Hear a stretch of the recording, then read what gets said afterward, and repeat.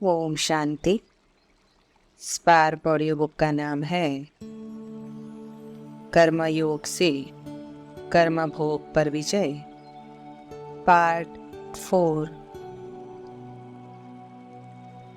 Topic है सामाजिक कर्म भोग अर्थात कर्म बंधन। परतंत्रता रूप में यथा पति आदि का बंधन, जिससे बाबा से मिलने में भी कठिनाई। बच्चों आदि के बंधन, कुल मर्यादा, लोक लाज आदि के कारण सेवा नहीं कर सकते। आर्थिक देश काल परिस्थितियों के कारण बाबा से मिलने और सेवा करने में बंधन। अतीन्द्रिय सुख संगम युग की विशेष प्राप्ति है, जो सुर दुर्लभ है, परंतु बच्चों आदि के बंधन, पति के बंधन, संबंधियों की बीमारी आदि के बंधन के कारण अनुभव नहीं कर पाना भी कर्म भोग है।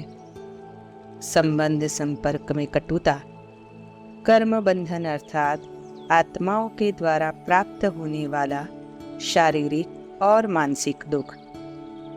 अपना कोई कर्म भोग न होते भी अनेक आत्माओं के साथ संबंधों के वशीभूत होकर दुखी होना अर्थात कर्म बंधन है। वह भी आत्माओं का कर्म भोग है। सामाजिक उपेक्षा, सामाजिक लोक लाज का बंधन, कर्म में आना और फिर न्यारा हो जाना, यह अभ्यास बहुत पक्का चाहिए। ऐसे ना हो कि आप अशरीरी बनने चाहो और शरीर का बंधन, कर्म का बंधन, व्यक्तियों का बंधन, वैभवों का बंधन, स्वभाव संस्कारों का बंधन अपनी तरफ आकर्षित करे। कोई भी प्रकार का बंधन अशरीरी बनने नहीं देगा। अव्यक्त वाणी की डेट है 29 दिसंबर 1989। बाप कितना सहज समझाते हैं, फिर भी आप समान बना नहीं सकते। बच्चों आदि के बंधन के कारण कहाँ निकल नहीं सकते। यह भी ड्रामा ही कहेंगे। बाप कहते हैं हफ्ता 15 दिन कोर्स लेकर फिर आप समान बनाने में लग जाना चाहिए। चारों ओर जोर से घेराव डालो तो फिर बहुत आएंगे। साकार मुरली की रिवाइज डेट है 20 जुलाई 2009। अगला टॉपिक है भौतिक कर्म भोग। गरीबी, घाटा होना, देवाला मारना, कर्म संबंध और कर्म बंधन। संबंध सुख का आधार है और बंधन दुख का कारण है। दोनों का मूलाधार कर्म ही है। इस सृष्टि का सारा खेल कर्म और फल पर आधारित है। आधा कल्प आत्माएं कर्म योग का फल भोगती है और आधा कल्प देहाभिमान के वशीभूत सुकर्म विकर्म करके उनका फल सुख दुख के रूप में भोगती है। कर्म के विधि विधान अनुसार संगम युग पर परमात्मा आकर कर्म योग का ज्ञान देकर कर्म योग सिखाते हैं, जिससे आत्माएं आधे कल्प के विकर्मों का संचित खाता खत्म करती है और भविष्य आधे कल्प के नया सुख का खाता जमा करती है। कर्म भोग शब्द प्रयोग विकर्मों के संचित खाते के फल स्वरूप आने वाले दुखदायी भोग के लिए किया जाता है। अब ये आधे कल्प के विकर्मों के संचित खाते के फल स्वरूप जो कर्म भोग आता है, उससे मुक्ति कैसे पाए, उसका विधि विधान भी बाबा ने बताया है। आत्मा अनेक कर्म व्यक्तिगत रूप में करती है और कई कर्म संगठित रूप में करती है, इसलिए उनकी भोगना भी व्यक्तिगत भी भोगनी पड़ती है और कभी कभी संगठित रूप में भी भोगनी होती है। व्यक्तिगत कर्म भोग अर्थात जिसका दुख एक ही व्यक्तिगत रूप में भोगता है। सामूहिक कर्म भोग अर्थात जिसका दुख संगठित रूप में भोगना पड़ता है। कर्म भोग और कर्म बंधन दोनों ही आत्माओं को अपने कर्मों के फलस्वरूप दुख के रूप में भोगने होते हैं और दोनों में बड़ा गहरा संबंध है। परंतु किसी में कर्म भोग प्रधान होता है और किसी में कर्म बंधन प्रधान होता है। कर्म बंधन व्यक्तियों के द्वारा या अपनी कर्मेंद्रियों के वशीभूत किसी आदत के वशीभूत आता है और कर्म भोग दैहिक मानसिक व्याधि के रूप में आता है। अगला टॉपिक है कर्म फल के प्रकार।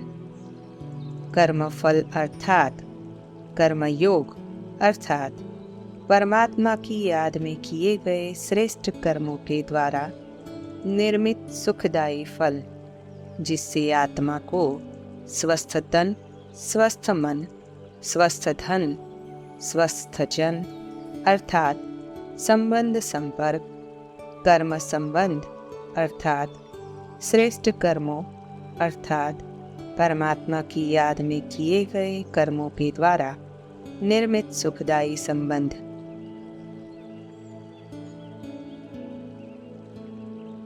प्रश्न: किन कर्मों से कर्मफल का निर्माण होता है और किन कर्मों से कर्म संबंध का निर्माण होता है? उत्तर: जिन कर्मों से जड़ जंगम प्रकृति प्रभावित होती है, पावन बनती है, उनसे कर्मफल का निर्माण होता है और जिन कर्मों से चेतन आत्माएं सुख शांति पाती है, उनसे कर्म संबंधों का निर्माण होता है।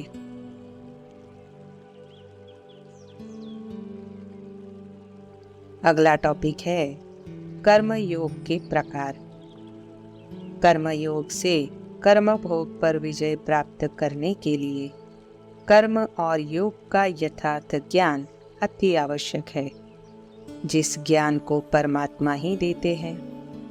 कर्म योग के भी विभिन्न प्रकार है, जिनके विषय में बाबा ने मुरली में बताया है, अर्थात किस किस तरह से हम योग का अभ्यास करें, जिससे प्रथम तो कोई कर्म भोग या कर्म बंधन हमारे ऊपर आए ही नहीं, और आ भी जाता है तो हम अपने कर्म भोग पर किस तरह विजय प्राप्त कर सकते हैं और भविष्य के लिए भी श्रेष्ठ कर्म फल का संचय कर सकते हैं, जिससे आधे कल्प तक हमारे ऊपर कोई कर्म भोग व कर्म बंधन न आए और हम तन मन धन जन से सुख शांति का अनुभव करते रहेंगे। वर्तमान समय कलयुग का अंत है और सतयुग की आदि होने वाली है, अर्थात दोनों के संगम का समय है, जिसमें एक तो हमको आधे कल्प का कर्म भोग और कर्म बंधन का रहा हुआ खाता खत्म करना है और भविष्य आधे कल्प के लिए श्रेष्ठ कर्म फल का खाता संचित करना है। इसलिए कर्म भोग या कर्म बंधन का आना अवश्य संभावी है, परंतु हमको उस पर विजय पाने के लिए अभीष्ट पुरुषार्थ अर्थात कर्म योग का अभ्यास पहले से ही करना है, क्योंकि जब पहले से अभ्यास होगा तभी कर्म भोग या कर्म बंधन के समय हम उस पर विजय प्राप्त कर सकते हैं। इस संबंध में ज्ञान सागर बाबा ने कर्म योग के अनेक प्रकार विधि विधान बताए हैं, जिन पर विचार करके हम यथार्थ पुरुषार्थ करके अपने कर्म भोग व कर्म बंधन पर विजय प्राप्त कर सकते हैं। उन विभिन्न प्रकारों पर यहाँ विचार करेंगे और उसके क्या विधि विधान है उन पर भी आगे विचार करेंगे।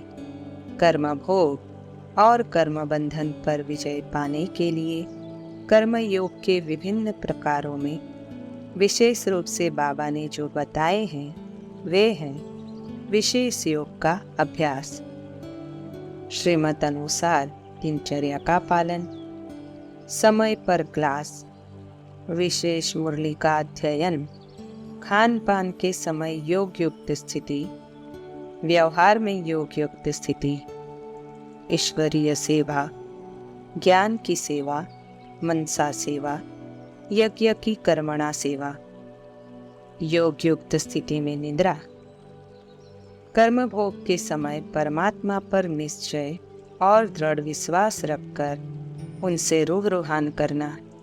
ऐसे कई अनुभव है जिन्होंने ऐसे निश्चय और विश्वास के साथ बाबा से रूबरूहान की और बाप दादा ने स्वप्न में आकर उनको दृष्टि दी, जिससे उनका कर्म भोग खत्म हो गया, या बाप दादा ने उनके सिर पर हाथ रखा और जागे तो कर्म भोग का निदान हो गया। बाबा के साथ योग युक्त होकर अपने को देह से न्यारा करके अपने ही सूक्ष्म रूप को इमर्ज करके उसके द्वारा कर्म भोग या जहाँ वेदना है वहाँ उससे निदान के लिए दृष्टि को केंद्रित करना। बाप दादा का हाथ अपने सिर पर अनुभव करना और संकल्प करना कि उससे निकलने वाले प्रकंपन हमारे कर्म भोग का निदान कर रहे हैं या उनकी दृष्टि हमारे कर्म भोग का निदान कर रही है। निराकार शिव बाबा को याद कर ऐसा दृश्य इमर्ज करना कि उनकी किरणें हमारे ऊपर पड़ रही है, उनसे हमारे कर्म भोग का निदान हो रहा है। यज्ञ के आदि में कर्म योग से अर्थात निश्चय और विश्वास रखने के कारण साकार बाबा के द्वारा भी अनेक रोगों का निदान हो जाता था। उसके अनेक उदाहरण हैं जो समय प्रति समय यज्ञ के पुराने भाई बहनों ने सुनाए हैं।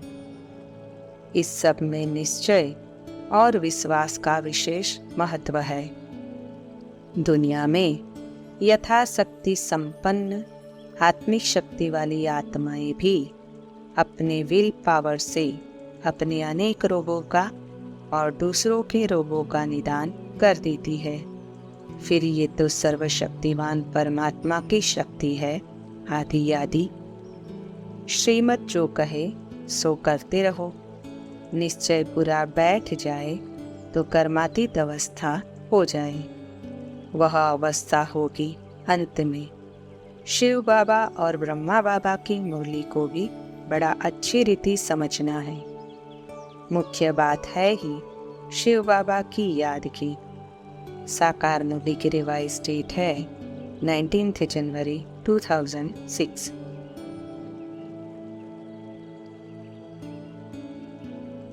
करण करावनहार। करावनहार शब्द की डबल रूट से स्मृति चाहिए। एक तो करावनहार बाप है और दूसरा मैं आत्मा भी इन कर्मेंद्रियों द्वारा कर्म कराने वाली। इस स्मृति से कर्म करते भी कर्म के अच्छे बुरे प्रभाव में नहीं आएंगे। इसको कहते हैं कर्मातीत अवस्था। अव्यक्तवाणी की डेट है 10 मार्च 1996।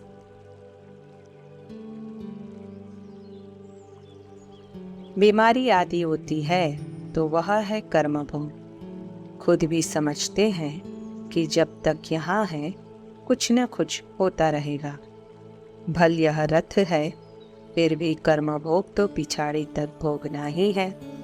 ऐसे नहीं है कि मैं इन पर आशीर्वाद करूं, इनको भी अपना पुरुषार्थ करना है। हाँ, रथ दिया है, उसके लिए कुछ इजाफा दे देंगे। साकार मुरली की रिवाइज डेट है 28 मई 2009।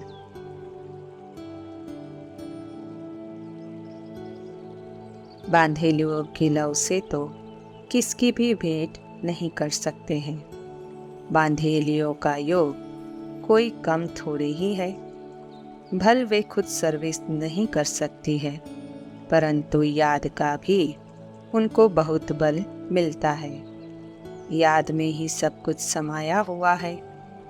बाबा बच्चों को धीरज देते हैं। बच्चे, तुम बाप को याद करते रहो तो यह सब बंधन खत्म हो जाएंगे। साकार मुरली की रिवाइज डेट है 28 मई 2009।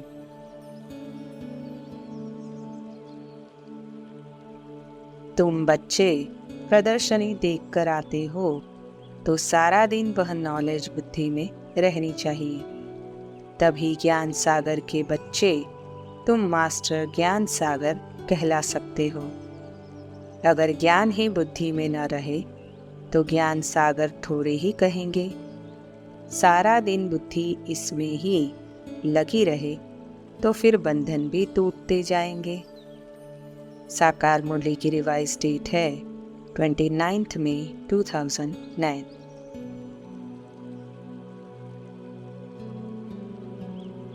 ज्ञान योग से अपने को पूर्व जन्म के कर्म बंधन हिसाब किताब से मुक्त करना है। कर्म भोग का हिसाब किताब ज्ञान योग से भोग कर पूरा करना है।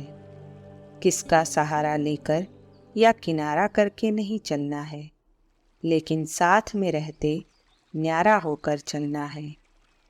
दादी जान की 31 मई 2009।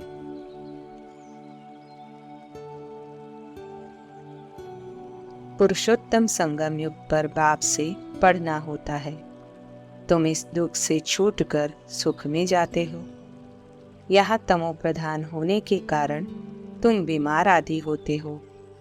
अभी तुम्हारे यह सब रोग मिट जाने हैं। अब देही अभिमानी बनकर बाप को याद करो तो विक्रम विनाश हो। इसको याद की यात्रा कहा जाता है। योग कहने से यात्रा सिद्ध नहीं होती है। साकार मुरली की रिवाइज डेट है 15 जून 2009। तुमको कमाई करके बहुत खुशी से हर्षित मुख होकर शरीर छोड़ना है। घूमते फिरते भी बाप की याद में रहो तो तुमको कभी थकावट नहीं होगी और ही पाप कट जाएंगे, हल्के हो जाएंगे। तुम बच्चों को इससे कितना फायदा है यह और कोई तो जान न सके। साकार मुरली की रिवाइज डेट है 16 जून 2009।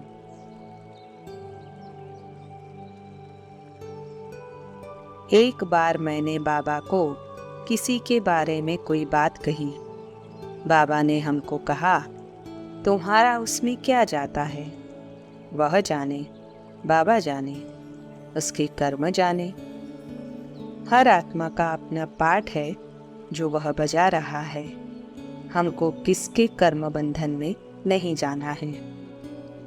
दादी जान की 19 जून 2009।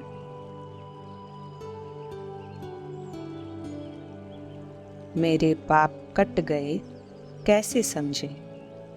पाप कट गए, आत्मा फ्री हो गई। वह सदा उड़ता रहेगा, सदा अतीन्द्रिय सुख में रहेगा। उसको कभी चिंता फिकर नहीं होगी, बेफिकर बादशाह होगा। दादी जान की 19 जून 2009।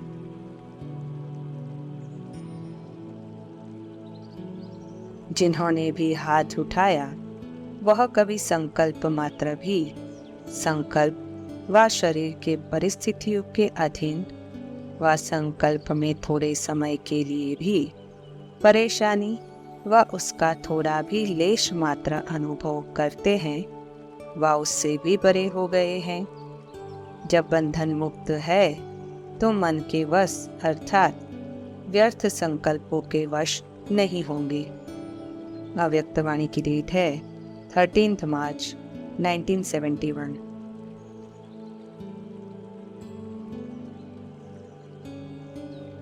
जब बंधन मुक्त है तो मन के वश अर्थात व्यर्थ संकल्पों के वश नहीं होंगे।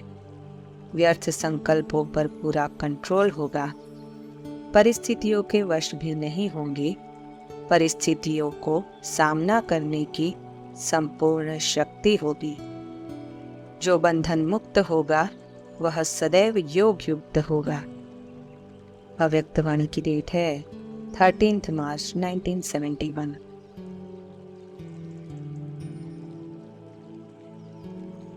स्थूल कर्म भी कर्मयोगी की स्टेज में परिवर्तन करो।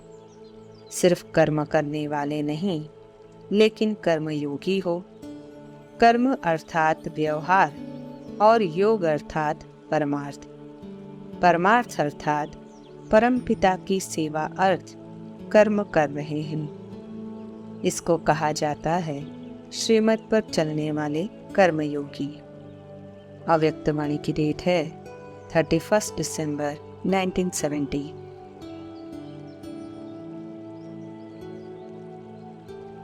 अगला टॉपिक है कर्म बंधन और कर्म संबंध में कर्म योग का स्थान। बंधन दुख का कारण है अर्थात प्रतीक है, और संबंध सुख का आधार अर्थात प्रतीक है। कर्म ही आत्मा के बंधन अर्थात दुख का कारण बनता है, और कर्म ही आत्मा के सुखदायी संबंध का आधार है।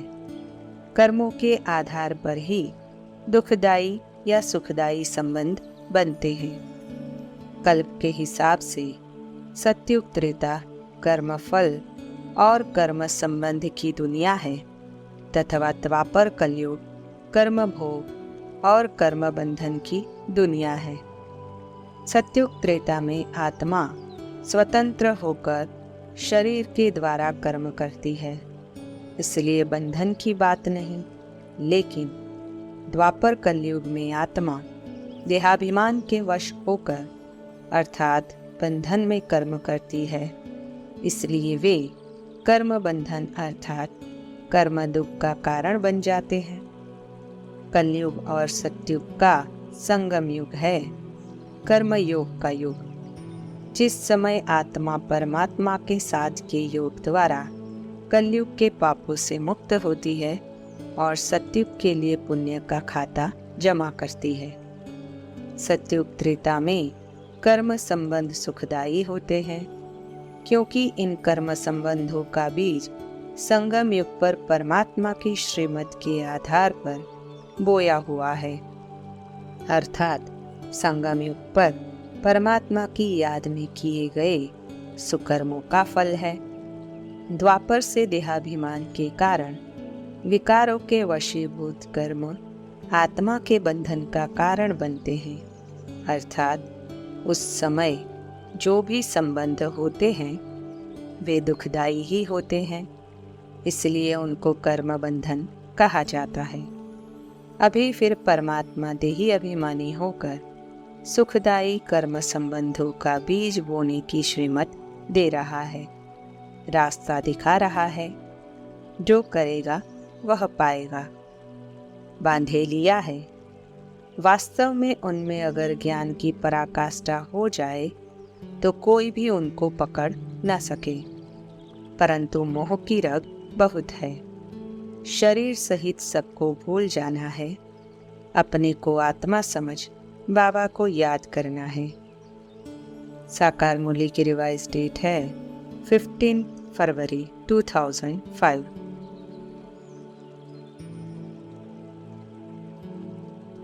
जो सच्चे बच्चे होते हैं उनकी अवस्था पक्की रहती है, जरा भी विकार की तरफ ख्याल नहीं जाता है। ऐसे बच्चों पर अगर कोई जबरदस्ती जुल्म करते हैं तो उसका पाप उन पर नहीं चढ़ता है। जितना जास्ती मारेंगे तुम और ही नष्टो मुहा होती जाएगी। मार भी अच्छा पद बना लेती है। ये सितम भी कर्म भोग है। पुरुष स्त्री को मारता है, ऐसे ही कोई मार सकता है क्या? तुमने भी उनको मारा होगा। वह हिसाब किताब चुप हो रहा है। यह सब कर्मों का हिसाब किताब है।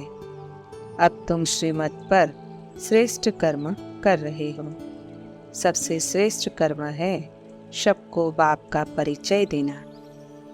साकार मुरली की रिवाइज डेट है 30 जून 2002।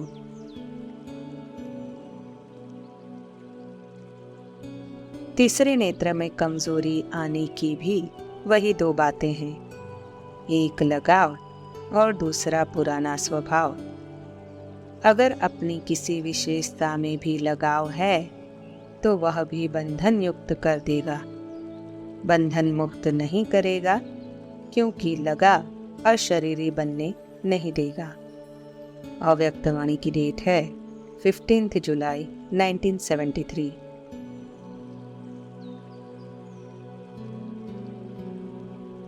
अनेक संकल्पों की समाप्ति होकर एक शुद्ध संकल्प रह जाए, इस स्थिति का अनुभव कर रही हो।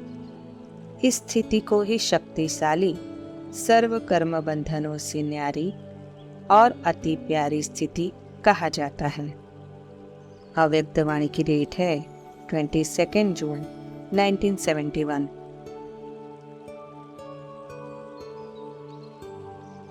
जब बंधन मुक्त हो जाएंगे तो जैसे टेलीफोन में एक दो का आवाज कैच कर सकते हैं, वैसे कोई के संकल्प में क्या है वह भी कैच करेंगे।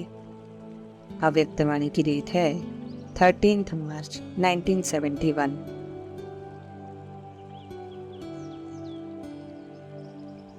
दो शब्द है, एक साक्षी और साथी।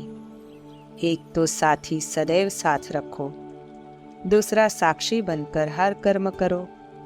तो साथी और साक्षी ये दो शब्द प्रैक्टिस में लाओ तो यह बंधन मुक्त की अवस्था बहुत जल्दी बन सकती है। अव्यक्त वाणी की डेट है 13 मार्च 1971। ओम शांति।